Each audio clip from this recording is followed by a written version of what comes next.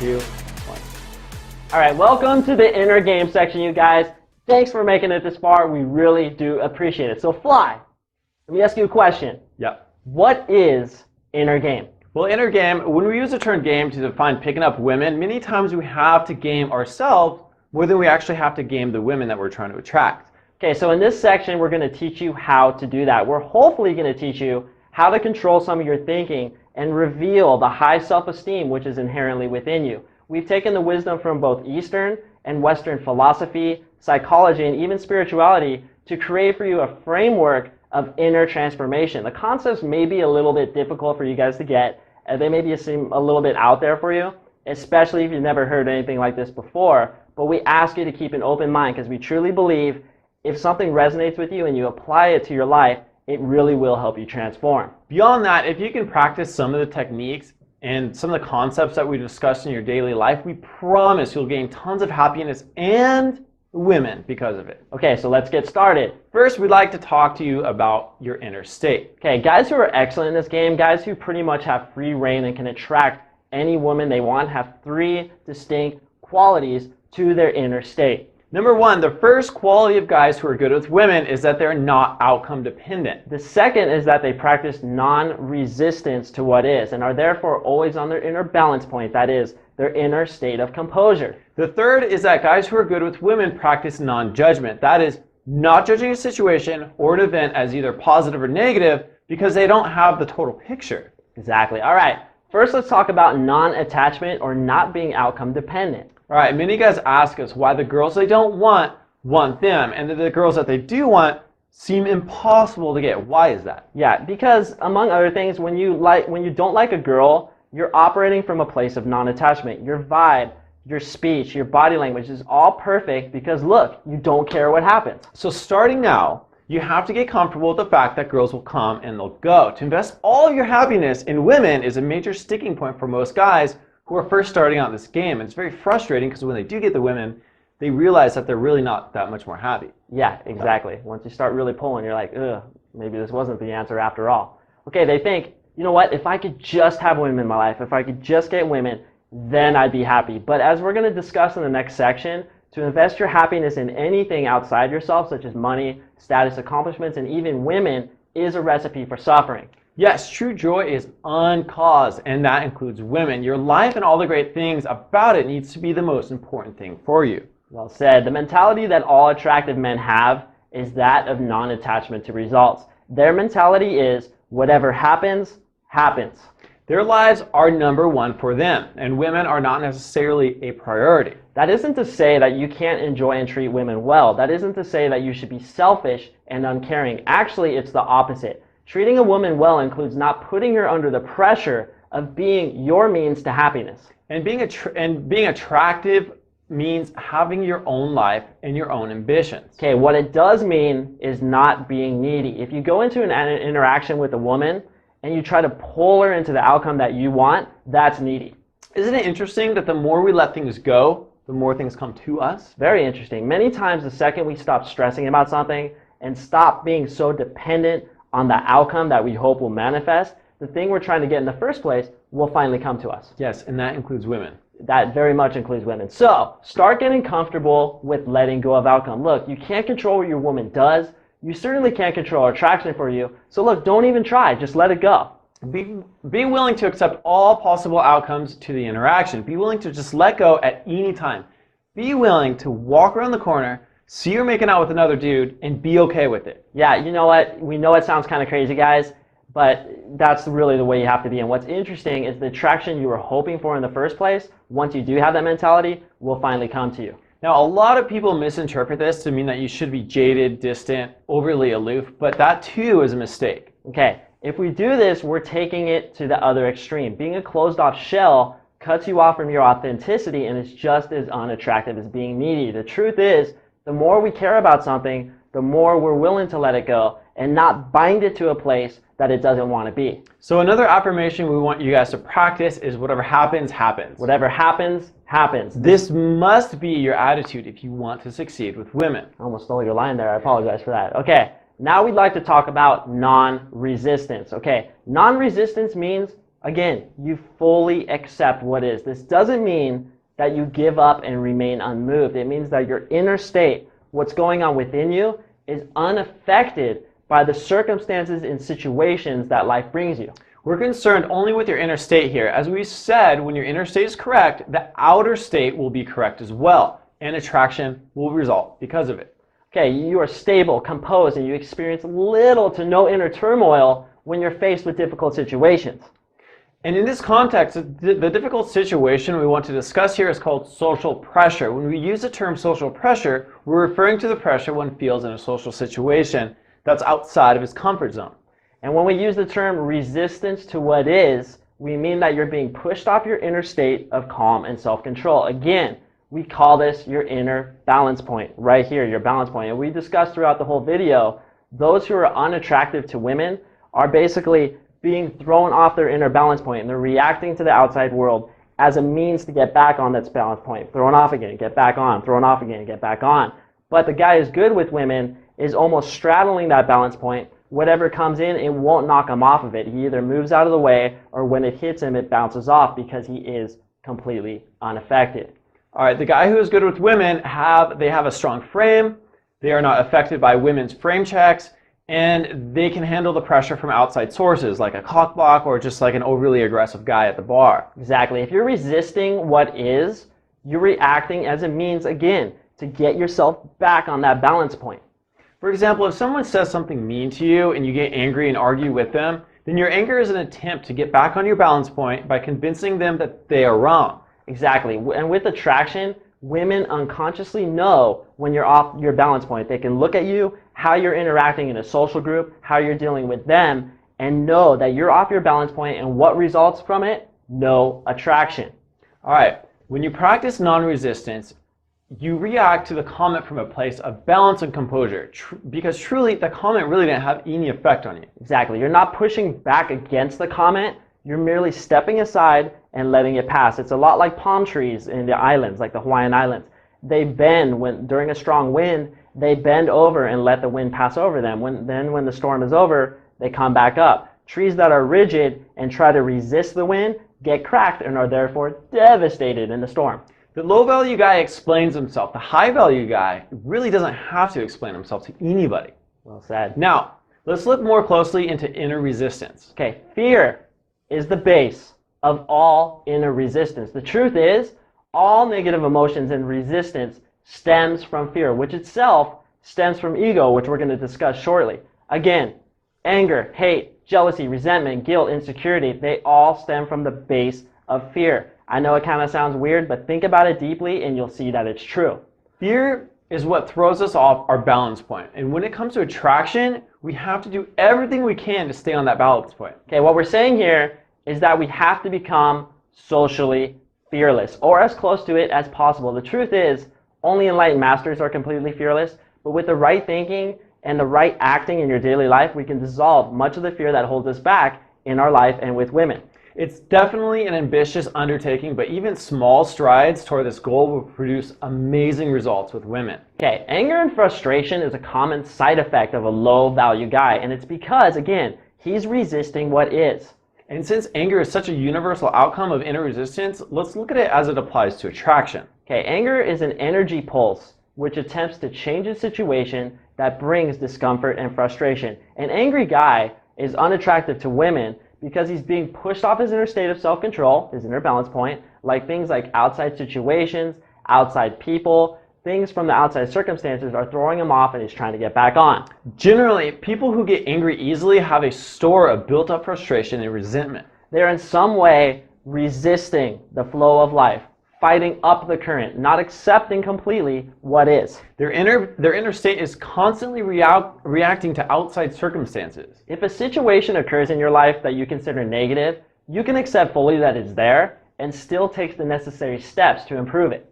This is the essence of non-resistance. Okay, this doesn't mean you give up and become defeated by the situation. No, it's actually the opposite. Non-resistance is where your power is. Okay, when you fully accept situations as they come, you can more effectively take the steps necessary to improve them. There's no need to have any inner resistance to what life throws at you. As a matter of fact, all it does is create turmoil inside your body and debilitate your ability to act effectively. For example, the first thing they teach you in any survival situation is not to panic. Why? Because panic is a derivative of fear. It's inner resistance to what is. But if we stay on our balance point and not panic, we can more successfully take the steps to save the day. Getting pissed off and resisting what is insane. In the end, it only makes things worse. Okay, the low-value guy, for example, leaves his car in a no parking spot for the night. They tow it. He goes to the tow yard yelling and screaming and waits an extra 2 hours and probably pays more because of it. That, or he sits around feeling sorry for himself and thwarts his ability to make the situation better. And by the way, probably also increases his chances of having a disease such as a heart attack. Now, the high-value guy, on the other hand, understands that he is responsible for his inner state and ultimately his own happiness. Okay, he accepts what happened. He keeps a clear head. He probably tosses some charisma at the girl at the tow yard and will probably drive away with having paid less and waited less time than the angry guy. Yep, and if the chick at the tow yard's cute, he'll probably just drive off with her number 2.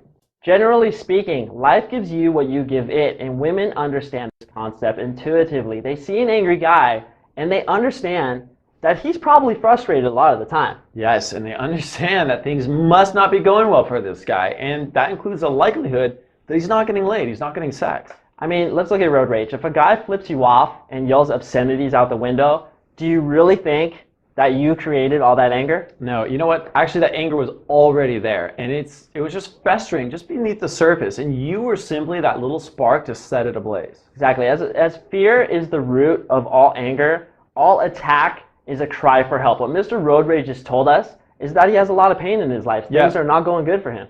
All he's saying is, help me, I'm suffering. Women will see the angry guy as a child crying for his toy. They'll see that guy who's easily thrown off his balance point as operating from a place of fear. Okay, unconsciously she thinks of this guy. You know what? If life can push him around like that, how will he be able to take care of me? We've seen girls lose attraction like that when a guy showed even frustration, let alone anger, or who was negatively affected by something that she said, him being off his balance point. And that's why we urge you guys to be calm and composed at all times. Even if you do date that angry chick and she starts yelling at you, be calm. Yeah, stay composed. All right, now, as a disclaimer to all this, most of us are not at the point yet where we can practice complete non-resistance. Okay, yeah, and until we actually can practice non-resistance all the time, we'll all, on occasion, experience anger, frustration, and all those other negative emotions. Because look, if those emotions are there, it's telling you something. You're resisting the flow of life. Okay, and if you think being completely free of negativity is impossible, well, we're going to tell you right now, it actually is possible. People have achieved this, and it should be the state that we're all striving for. But when negativity does surface, don't beat yourself up about it. Just see it for what it is. You're resisting something. Yeah, life is a process of becoming, and not being fully in your power is all part of the journey. So be okay with where you're at. Don't beat yourself up about it. That said, if the anger or frustration or fear comes, use it effectively. Okay, anger is a good energy pulse to create the energy needed to change the situation. But to be immobilized by it is where the dysfunction lies. Be mobilized by your anger. Don't let it create a negative action. Instead, turn the energy into an action that changes the situation by a positive, power-based action. Okay, so I had a friend. He got his heart broken. And instead of crawling in his bed, in the cannonball position on the corner of the bed, crying his eyes out, like what I did 10 years ago when I first got my heart broken, he went out and he started lifting weights. He learned to play racquetball. He started mountain climbing. He did all these great things. He channeled the painful energy into something that built himself up positively. He became much happier because of it, and eventually he landed a very, very good girlfriend, and, you know, he turned into a better person because of it. So again, channel that anger in a positive direction. I like that story. So yeah, you want to use this anger's energy. It can be very powerful, but don't become the anger. Don't let it consume you. Control it, you guys. Channel it and let it out effectively. Zen master over here. Okay, as you improve with dissolving negativity, which we'll discuss shortly, your anger will decrease and you'll rarely get pissed off or be in a bad mood. Seriously, this is attainable. Compared to where I was 10 years ago, I was a very angry person. Compared to where I am now, I mean, I really don't get in a bad mood that often. Of course, sometimes life does throw stuff at me where I get pissed off. I'm not enlightened yet. But I tell you, if you use these techniques and these philosophies, really, you don't have to be in a bad mood all the time. And bad moods only have to come once in a while, if ever. So just keep an open mind to all this stuff. And remember to use your anger effectively. As a side note, for those girls who are attracted to angry guys, well, honestly, they have a lot of the anger themselves, and they're resonating with that angry energy. Yep, angry chicks should be avoided at all costs. Even if they're hot, if they're like, you know, you just think that they're right for you, they're not. They're vexing, they're detrimental to your progress with attraction mastery. We've tried to tame these girls before, but it's just not worth it, you guys. It's a lot of your time, it's a big investment, and there's issues that you just don't want to work out. There's too many girls out there to really settle with an angry girl. Yeah, you can try to make a girl a better person by forcing them to try to take on some of these concepts and to think more positively, but ultimately, people aren't going to change unless they're ready to. So if you get an angry girl in your life, just let her go. The guy with high self-esteem surrounds himself with people that will bring him up, not bring him down. And look, that includes women. So be careful of who you surround yourself with. So what we're saying here, guys, ultimately is this. Since all negativity is derivative of resistance, and since all resistance is derivative of that inner fear, the key to attracting women is, again, to be socially fearless, or as close to it as we could possibly get. Our goal is to become open to all situations, composed with an inner calm that is not easily derailed. Okay, so how does one become fearless? 2 ways. A, getting experience, and B, changing your beliefs. Okay, first we must get experience, which teaches us that the fear of rejection, because that's what we're talking about here. We're talking about social pressure, and the major part of that is the fear of being rejected. The fear of rejection is a useless emotion. Yep, as we spoke about in the chapter rejection, once you walk away enough times from a girl that tells you to get lost, you'll see it absolutely doesn't matter. It does not matter at all. So the key here is to keep opening and opening and opening. Your fear is going to subside with each set that you open. The fear is going to go down. And you're going to become what we like to call an approaching machine. Approach anybody, anytime, anywhere. That is to say, you'll become as close to fearless as possible. Now, the second thing we must do is change our beliefs. Changing your beliefs is simply a matter of changing your thought patterns. One way is through affirmations, which we've discussed in the beginning of the video, and we're going to discuss some more ways in the chapters coming up. Okay, the third inner state that all extremely effective men have is that they're of non-judgment. Yes, non-judgment of others, that is part of it, but also not judging a situation as either good or bad, and most importantly, not allowing that situation to dictate your inner state. Now, we can all hear you guys saying, what are you guys talking about? Of course situations are either good or bad. How could I not judge them as either one way or the other? Isn't this completely obvious? Okay, well, let us ask you this.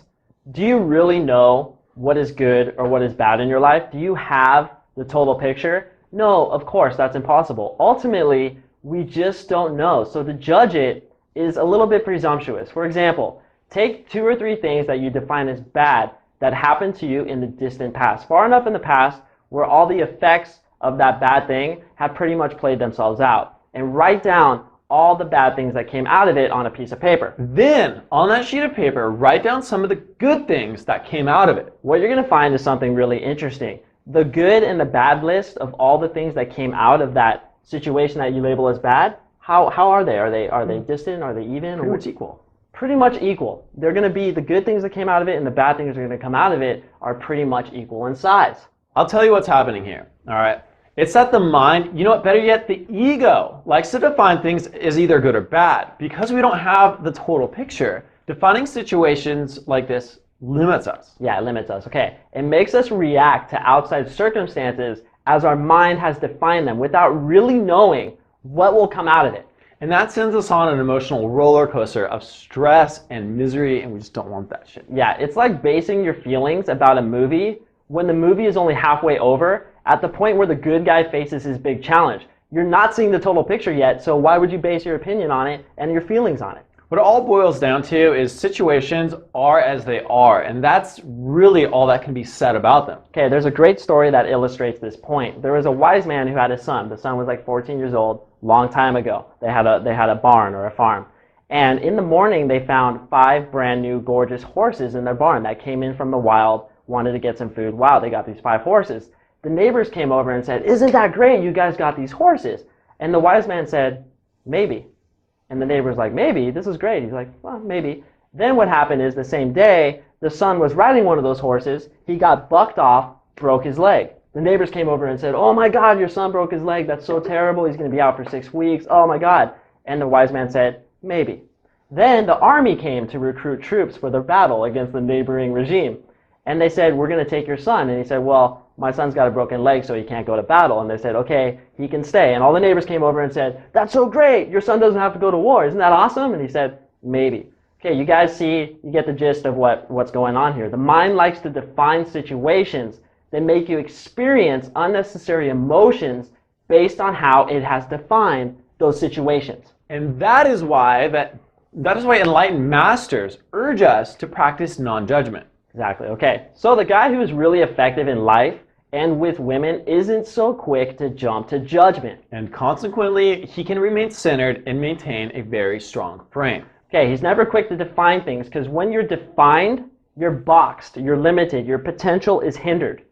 Okay, a guy who's good with women takes events as they come and flows with them without any resistance. He's like a leaf on the river of life.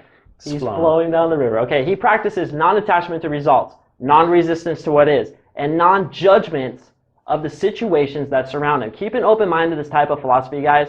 We know it's kind of out there, but if you can bring in even a little bit of it into your game, it will really, really help you out. Now, let's talk about that terrible thing called the ego. Bad ego. Let's get into it.